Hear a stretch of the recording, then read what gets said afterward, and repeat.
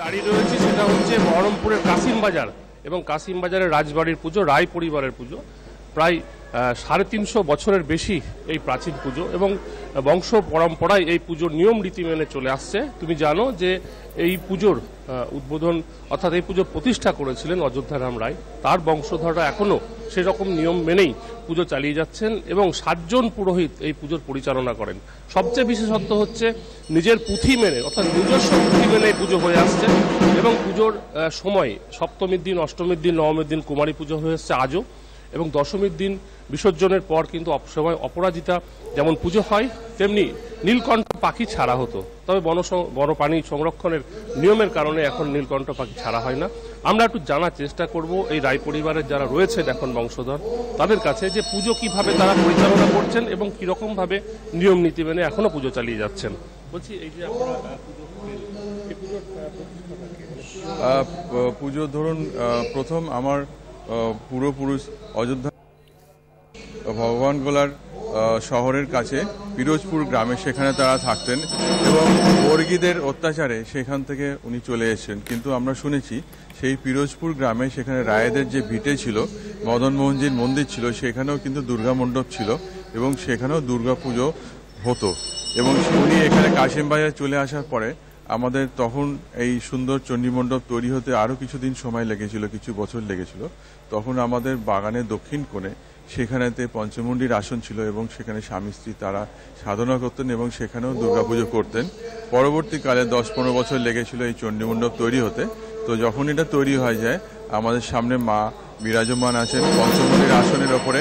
এই চণ্ডীমণ্ডপে সেই সময় থেকে দুর্গাপুজো প্রচলিত আছে এবং আজও ঠিক সেইভাবেতে সেই পুঁথি সেই মন্ত্র পাঠ করে সেইভাবেতে সেই ধারাতেই দুর্গাপুজো হয়ে চলেছে।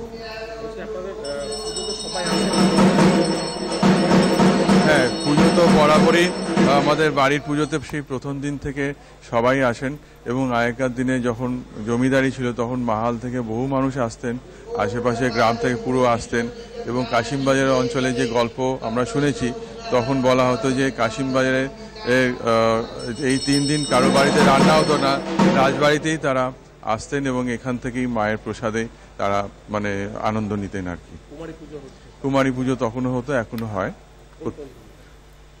কুমারী পুজো সপ্তমী, অষ্টমী, নবমী 3 দিনেই কুমারী পুজো হয়। তবে এই বছর অষ্টমীতে সময় সংক্ষেপের জন্য কুমারী পুজোটা আমরা করতে পারছি না। গতকাল সপ্তমীতে হয়েছে এবং আগামীকাল নবমীর দিন সেদিনও কুমারী পুজো হবে। হ্যাঁ, পুজো তো সকলের জন্য, এটা দুর্গা পুজো না, দুর্গোৎসব, সবাইকে নিয়ে উৎসব। এইটাই হচ্ছে পরম আনন্দের এবং সৌভাগ্যের বিষয়। আমি হচ্ছে 10তম পুরুষ। বুঝতেই পারছো যে এই পুজো কিন্তু বংশ পরম্পরা হয়ে আসছেন এবং পল্লববাবু যেটা জানাচ্ছেন বর্তমান বংশধর যে শুধু তারাই নয়, তারা পরিবারের লোক যেমন এখানে পুজোতে আসেন সমস্ত কাজ ফেলে দিয়ে, সেরকম স্থানীয় মানুষও কিন্তু পুজোতে অংশগ্রহণ করেন। আমরা একটু দেখানোর চেষ্টা করব। আমার ডান দিকেই দেখো, বুঝতে পারছো যে সেখানকার স্থানীয় মানুষ উপস্থিত হয়েছেন, তারা পুজো দেখছেন। আজকে অষ্টমীর পুজো এবং অনেকের হাতেই ডালা রয়েছে, অঞ্জলি দেবেন। সুতরাং এই দরজা কিন্তু সবার জন্য করছেন। ধন্যবাদ তোমাকে কল্যাণ। দেখতে দেখতে দুর্গাপুজোর আজকে মহাষ্টমী।